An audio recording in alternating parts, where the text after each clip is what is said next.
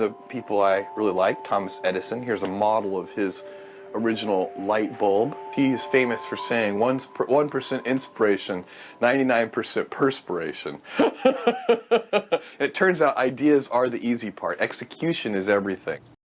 Hi there, Florida history fans. This is David from Discover Florida Tours, and I'm here to talk to you about Florida's Wizard of Plants, the man who signed his name with the initials TAE, but you know him better as Thomas Alva Edison.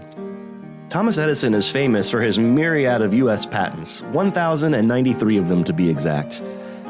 His remains one of the most widely recognized names in world history, right up there with Benjamin Franklin, Albert Einstein, and Napoleon. Edison was at the forefront of a scientific movement that transformed society during the late 19th and early 20th centuries. A wave of new technology washed over the globe and changed nearly every aspect of human culture permanently, including the way we sleep, the way we work, and the way we communicate with each other.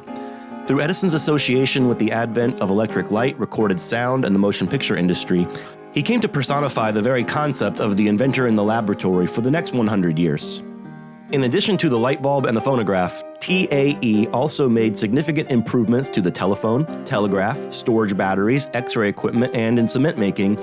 But in his final grand pursuit, Thomas Edison devoted the last 4 years of his life to testing more than 17,000 plant specimens in a Florida laboratory on the grounds of his winter residence in Fort Myers, searching for a practical source of natural rubber.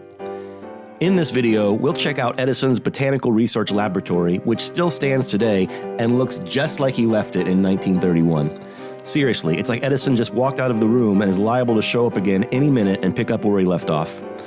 I'll walk you through the laboratory and talk about what went on in here, and we'll take a closer look at some of the plant species he tested and talk about why it was so important to Edison to come up with a plan to meet the nation's need for rubber in times of crisis. The first thing I want to do, though, is take a brief moment to address the declining public perception of Edison, which I feel has gotten somewhat more negative in the last decade or so, especially among the younger set. Your grandparents most definitely still think of Edison as an American hero. The big criticisms in a nutshell are that he was ruthless towards competition and that a lot of his best ideas were not his own original concepts, but rather improvements on existing concepts. TAE never had a problem coming up with ideas, but his real transcendent talents were in production and marketing. For Edison, ideas were like raw materials to be mined out of the ground, and the magic was in refining them and bringing them forth into the world. Edison's 1876 lab in Menlo Park, New Jersey, which he called his invention factory, amounts to the world's first modern research and development facility. The Wizard of Menlo Park, as he was known, was like an orchestra conductor. His employees may have been the musicians, but it was Edison who decided what to play. It's true that he wasn't the first person to make an electric light bulb, but he was the first person to build a central power station, the Pearl Street Station, and light up a square mile of lower Manhattan. Edison didn't design the very first movie camera, but he did build the very first ever movie studio, the Black Maria, in 1893, and it was his projectors in America's first dedicated movie theater, Vitascope Hall in New Orleans, 1896. As for the cutthroat competitor, all I can say is that I don't know a lot of famous CEOs who would hesitate to press an advantage. Maybe your grandparents idealized Edison a little bit too much, but I'm afraid that popular opinion may have boomeranged a bit too far in the other direction, and that now Edison doesn't get enough credit for his body of work. I've often said prototypes are easy, production is hard.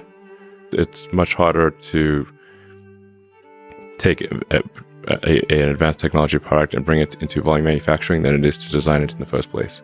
My orders of magnitude. Anyway, back to the rubber research project and to the main subject of this video. Edison's interest in plants began at least as early as 1880, when the inventor began experimenting with bamboo fibers as a light bulb filament. A naturalist at heart, Edison believed that mankind could find many answers by turning to nature. Our story begins in the year 1885, when Edison, already world famous thanks to the light bulb and the phonograph, visits Florida and buys 13 acres of property in the town of Fort Myers for $2,750. With a population of about 350 people, Fort Myers was little more than a trading post on the road to Punta Rasa, where cattle driven from across the state could be sent off to markets in Cuba. Edison had sections of his house built in Maine from white spruce wood and then loaded onto a schooner, shipped to Florida, and reassembled along a cattle road. The next year, 1886, Edison returned to Fort Myers with his new bride, Mina. When they arrived for their honeymoon, the two of them sketched out a layout for the garden that included lots of places to grow bamboo and a small lab where Edison could conduct experiments. In 1896, Edison met Henry Ford, who would play a big part in his rubber research, and who at the time was a senior engineer at the Detroit Edison Illuminating Company. Ford had come to New York to show Edison a design for his first ever car, the quadricycle. After Ford found independent success with the Ford Motor Company, he and Edison even managed to become good friends. In 1914, Henry Ford and the naturalist John Burroughs visited Edison in Florida and toured the Everglades with him. Through Ford, Edison also met tire maker Harvey Firestone, and along with Burroughs, the four men embarked upon a series of summer camping trips between 1915 and 1924, calling themselves the Vagabonds. Edison and Ford shared an appreciation for the serenity they could only find out in the wilderness, though over the years these trips became more elaborate and were even visited by a sitting president or two.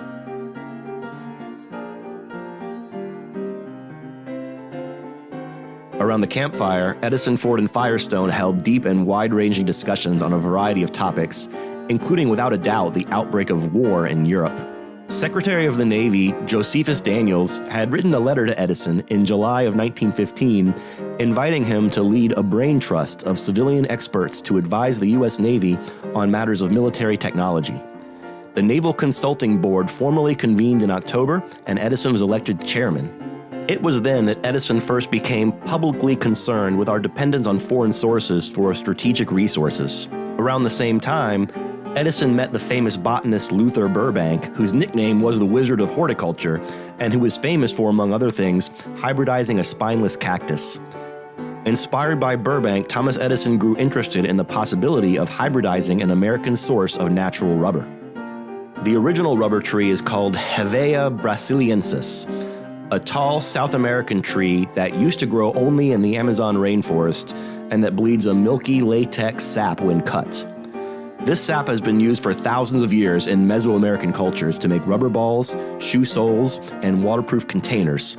But in the early 19th century, attempts to make rubber tires didn't work since the rubber was too sensitive to temperature, getting sticky and soft in summer and cracking in winter. The discovery of the vulcanization procedure in 1839 by Charles Goodyear of Naugatuck, Connecticut, involved treating rubber with sulfur to harden it and make it resistant to extreme temperatures. Named for the Roman god of fire, vulcanization put Naugatuck on the map as a leading center for rubber manufacturing and set off an industrial boom. Demand for raw South American rubber skyrocketed in the mid-19th century. British plant explorer Henry Wickham managed to send 70,000 seeds from the Hevea brasiliensis tree from Brazil back to England, where they were germinated and sent out to the British colonies in India, Sri Lanka, and Singapore. Then, in the early 20th century, a blight caused by a fungus began targeting the rubber trees in their native South America.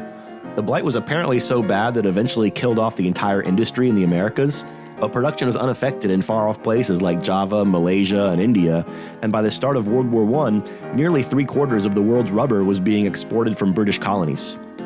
Ford, Firestone, and Edison were all troubled by the fact that the British held a near monopoly on the supply of rubber, but that the United States was the largest consumer by far, accounting for nearly 75% of total sales, and with the post-World War boom in automobile production led by Henry Ford, American demand for rubber was growing every year. The European rubber producers, realizing their position, soon formed a cartel to manipulate the global supply and price of rubber. Policies like Britain's Stevenson Rubber Restriction Plan were aimed directly at American manufacturers and consumers. Rubber was, of course, important to Ford's cars and Firestone's tires, but Edison also needed it to insulate electrical components and storage batteries. Rubber also had national defense implications. World War I had set a new standard for warfare, and the USA couldn't be dependent on foreign sources for materials necessary to make gas masks and tank treads, among other important military applications. Edison was even quoted in Popular Science magazine saying that, "We decided that the thing for us to do was to find a source of rubber so that we can produce it quickly, right here." The problem with the Hevea brasiliensis tree is that it needs a tropical climate with lots of rainfall and no frost. Even a brief frost can ruin the rubber from an entire plantation. In fact, the conditions needed to grow these rubber trees are so specific that they occur in very few regions of the world. There were also concerns about the same deadly fungus that had caused production to shift to Southeast Asia in the first place. But there are lots of trees that contain rubber, and not all of them are as fragile as Hevea brasiliensis. The tree that most of us in Florida call a rubber tree is actually a member of the ficus family. Ficus trees are fig trees, but most of their fruits are not edible to humans. Only one species out of the nearly 1,000 varieties of ficus, Ficus carica, is commonly cultivated, and all the figs that we can buy at the grocery store are variants of that one. Other species of fig are important resources for wildlife, though. Ficus trees also produce white latex sap, and in the 1920s, Edison had started planting lots of ficus trees at his Fort Myers estate. In addition to this one, Edison planted Zulu figs, lofty figs, Mysore figs, Roxburgh figs, and many more species to study. Legend has it that in 1925, Harvey Firestone gifted Edison this small banyan tree, Ficus bengalensis, which has since grown into the largest banyan tree in the continental United States at over 400 feet in circumference. The problem with ficus, however, is that, like the Hevea brasiliensis, these are giant trees that take a long time to mature. There would be a lag time of at least 5 to 7 years between planting and production. Unlike his friends Ford and Firestone, Edison wasn't so much interested in competing commercially with the established British plantations overseas. He was more concerned with providing the USA with necessary rubber in times of crisis and ending our strategic dependence on other nations. A rubber crop that could be ready in 5 years would not achieve this goal. To do that, Edison told the press that his experiments were all aimed at finding a plant prolific enough to produce a rubber crop in 18 months in time of war. In 1927, Edison, with investments from Ford and Firestone, formed the Edison Botanic Research Corporation. In his last 4 years of life, TAE immersed himself in the study of botany and set aside 9 acres in Fort Myers to grow weeds and vines capable of producing rubber quickly. Using his connections in the world of science, Edison requested information about different plants that might contain latex. He sent messages to Western Union telegraph stations around the nation to send him plants with sticky white sap and received thousands of samples. Some of them even naturalized in Florida, and at least one species, Hypericum edisonianum, is still named after him. Edison set up a large laboratory in a wooden frame building on the east side of his Fort Myers estate. The Tamiami Trail had just been completed a few years earlier, but it was still very difficult to get supplies shipped to Southwest Florida in a timely manner. Since making rubber from small, soft plants required inventing a brand new extraction process, Edison wanted the flexibility to be able to make custom tools and equipment as needed. To save time and transportation costs, the inventor had a machine shop built into the laboratory so that an in-house machinist could fabricate metal tools on location. The machine shop included a Gould and Eberhardt light-duty metal shaper from New Jersey, a South Bend lathe for producing circular objects, a grinder, a foot press, hydraulic press, and a drill press. All of the equipment ran on the same belt system, powered by a 5-horsepower AC induction motor located in the rafters above the distillation apparatus. The other side of the lab was a chemical processing area. Edison used something called a soxylate extractor to test plants for rubber content. A soxylate extractor works a lot like a coffee maker. First, the dried plant material is ground down into a powder in the dedicated grinding room, which the employees called the wheeze and sneeze room. This powder was put into the part of the extractor called the thimble. Solvents would be heated until they turned into vapor and floated up one side of the device, then cooled and condensed back into a liquid that would drip down onto the sample.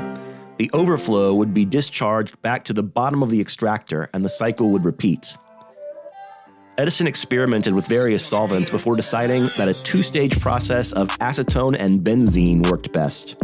The acetone was good at dissolving away the unwanted plant material, and benzene served to extract the latex from the remainder. When the resulting colorless liquid evaporated, a crude sticky rubber was left behind. These solvents were expensive and couldn't be manufactured at the Fort Myers lab, so great care was taken to collect and reuse the acetone and benzene over and over again. This was done mostly to save costs, but has the added benefit of reducing waste, making Edison's process something that might be called green chemistry today. In addition to making his own metal tools, there was also an in-house glass blower for their various glassware needs. There was a darkroom in the lab to develop photographs for documenting their progress, and Edison even employed a full-time linguist because he was receiving seeds and plant specimens from all over the world. The lab was run very much like a factory, with Edison as the overseer. Different processes would be going on at different tables, and Edison would go from station to station and evaluate the progress of his employees, and then suggest the direction they take next. His wife Mina was quoted during this period as saying, quote, "Everything has turned to rubber in the family. We talk rubber, think rubber, and dream rubber. Mr. Edison refuses to allow us to do anything else." Edison already knew some of the plants that had rubber content, like the milkweed plants and a plant called guayule, and he employed collectors who he outfitted with Ford Model Ts and camping gear to go out into remote areas and send back anything with sticky sap. Perhaps the first truly promising plant Edison examined was the Cryptostegia vine, sometimes known as Madagascar rubber vine. Cryptostegia includes 3 species of woody perennial vine that are endemic to Madagascar, but invasive in places like Australia, where it's considered a nuisance because it spreads quickly and the latex sap is extremely poisonous to livestock. Cryptostegia vine thrived in South Florida, seemed to produce good latex, and was suitable for mechanical harvesting. Early reports suggested that Edison's rubber search was coming to an end. Edison was so confident that he leaked news of his progress to the press, telling them heroically that, "I'll do my bit to see it through, even if I have to work 24 hours a day until it is an established fact." But the sprawling growth habit of Cryptostegia and high water content of the latex made it difficult to provide enough rubber per acre of land to make the project viable. Edison also tested alamanda plants, a showy ornamental relative of Cryptostegia, but encountered the same problems. Although the Hevea brasiliensis tree looks like a towering ficus, it's actually part of the Euphorbia family, an extremely diverse genus of flowering plants commonly called spurges. Spurges all have milky white latex-bearing sap that is poisonous to varying degrees. Some euphorbias are big, but most spurges are quite small, and the family includes some of the most common garden weeds. Among the euphorbias Edison studied were crown of thorns, pencil cactus, and the poinsettia. According to rubber historian Mark Finlay, Thomas Edison and Mina would travel around Florida, Edison carrying a little rubber ball with him, and he would go up to complete strangers and ask them, "You guys got any rubber plants around here?" Despite some successes early on, Edison soon discovered that most plants took too long to grow, took up too much space, and produced too little rubber. In total, Edison tested approximately 17,000 species over 4 years in the rubber lab. He had so many failures that the staff had a rubber stamp made that read, "No rubber," which they could stamp on the results page so they wouldn't have to waste time writing it over and over. Of the 17,000 plants, about 1,200 had some rubber. Edison was able to narrow those down to 600 candidates. After methodically eliminating the remaining plants, in 1929, he finally stumbled onto his most promising candidate, a common weed called goldenrod. Goldenrod ranges across almost the whole continent of North America, including some species that grow wild in the Everglades. Edison's first experiments with goldenrod yielded some rubber, but his breakthrough came when he began to successfully hybridize the most latex-rich species with the tallest species. At the end of his life, the wizard of electricity had become a real botanist, just like Luther Burbank, carefully breeding plants and selecting for specific characteristics. Eventually, Edison transformed the species Solidago leavenworthii into something so different that it warranted a whole new Latin name, Solidago edisoniana. This hybrid species was an upright, skinny plant that grew up to 12 feet tall and could be planted very close together to maximize the amount of rubber per acre. It could easily be harvested by machines, it grew quickly, and according to the claims of the EBRC Rubber Lab staff, it yielded up to 12% rubber by volume. Edison worked on the project right up until his death in 1931 at the age of 84. The stock market crash of 1929 and subsequent Great Depression, in addition to the fact that the USA was not at war, made it nearly impossible to secure funding to continue Edison's rubber research after he was gone. Henry Ford actually took over the project and helped supervise the transition of the entire operation from Fort Myers to a much bigger parcel of land in Savannah, Georgia. But without Edison's determination, the pace of progress slowed. Edison had imagined his goldenrod rubber replacing cotton across the American South. Sadly, the man heralded his whole life as a visionary failed to predict the future of the rubber business. When asked, Edison generally had dismissed the concept of synthetic rubber as too far out of reach to be of practical concern. However, in 1930, 1 year before Edison passed away, DuPont scientists invented neoprene, the first synthetic rubber made from hydrocarbons. In 1935, Germany developed a series of synthetic rubbers called Buna rubbers. In 1940, Soviet scientists created Sovprene. Mass production of neoprene didn't truly start until World War II, but in the end, synthetic rubber proved to be even better at resisting changes due to temperature and aging than natural rubber, and it didn't require acres of farmland to produce, although there are still many uses for the real thing today. Natural rubber has superior tensile strength and tear resistance, and it's still used in lots of products such as medical devices, surgical gloves, and other personal products. When Thomas Edison died, his wife Mina saved everything from his rubber research laboratory. All the glass vials, test tubes, and sock-slit extractors, all that stuff was still there in 1947 when Mina deeded the property to the city of Fort Myers. She wanted to give it as a gift to the city that they had enjoyed coming to for so many years. And today, you can see the lab for yourself at the Edison and Ford Winter Estates. I'll put the link in the description. I hope you enjoyed this video about Florida's Wizard of Plants, and I hope you'll come see me on the Jungle Prada tour in St. Petersburg. I do want to keep making videos about Florida history. I enjoy doing it, and the only way that I can keep doing it long term is if you like and subscribe to my channel. In the meantime, thanks for watching this video, and thanks for discovering Florida with us.